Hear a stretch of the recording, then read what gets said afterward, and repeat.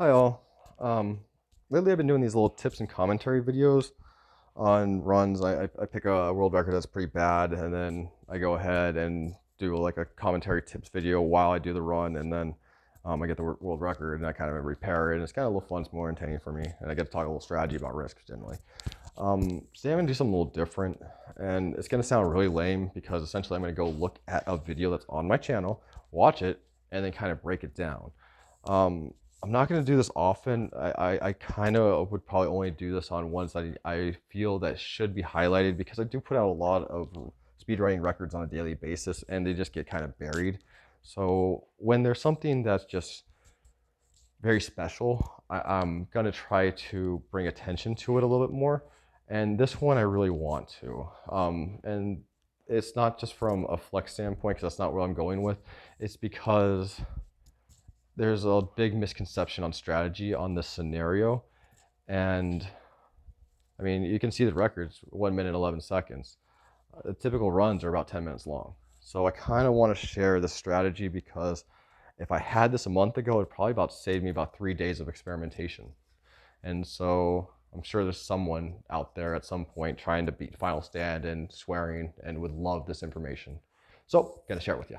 So let's go ahead and talk about this record. So first off, let's go get an overview of a single player risk. In single player risk, there's a bunch of scenarios. It starts with tutorial 1, ends with Final Stand. Generally, people consider Final Stand to be the hardest scenario, mainly because the scenario is this: you're in the castle, there's a bunch of wizards outside. Every round, they create a bunch of zombies, and the only thing you got to do is survive for 10 rounds. That's it. So you got to survive for 10 rounds. Sounds easier than it is. So on 10th round, they're going to get literally thousands of troops to deploy. Not joking. Thousands.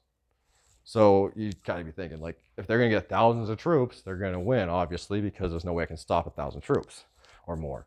Well, they're not human, so it's not a human player, so it's a computer, so it's manipulatable. So generally strategies for Final Stand. And the original strategy I used the first time I beat Final Stand was I kind of, you lean into the zombies, you punch them, you go ahead and fortify, take a step back, punch them again, fortify, take a step back, and you keep doing this until you back yourself into a corner.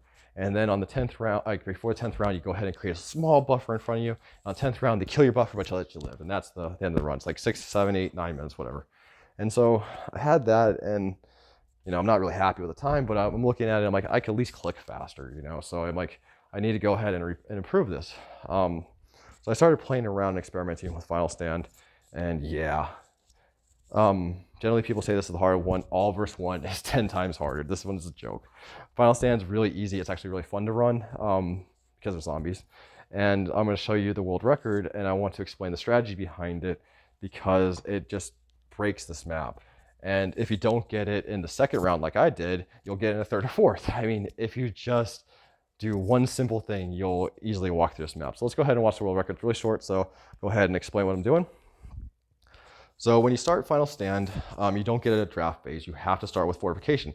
So I always take the 10 on the left and move it to the 10 on the right. That's my first move. After that, I generally go south. You can go north, but I go south. So I put my troops there, and you attack the zombies. Because there's a cool feature about zombies. They lose to the tie. So you get 3 dice versus 2, and if you tie, you win. So I never thought to attack them, really, in a very offensive manner before because of the numbers. The numbers are just ridiculous. So go attack the zombies. If you just attack the zombies, you'll win. Every time. It's that simple. So look, I lost 9, I killed 50. That's what's gonna happen. So if you just keep attacking every round, you'll win very quickly. You can win in the second round. I've never seen one, I can come close in the first, but you can win literally in the second round. If not, you'll win in the third, fourth, at worst case scenario, fifth, but it's a lot better than the 10th and running for your life. So essentially, if you just look at the numbers, it's really scary. I'm not even going to pretend on that. And it doesn't make sense to go ahead and attack because you just wouldn't. Go ahead and attack. You will. If you attack, you'll win. Well, either way, that's how you beat Final Stand. Avoid trying to run away from the zombies. Just lean into them and just demolish them. Simple game. All right, I wanted to share that because I've never seen anyone else do that. All right, have a good one all.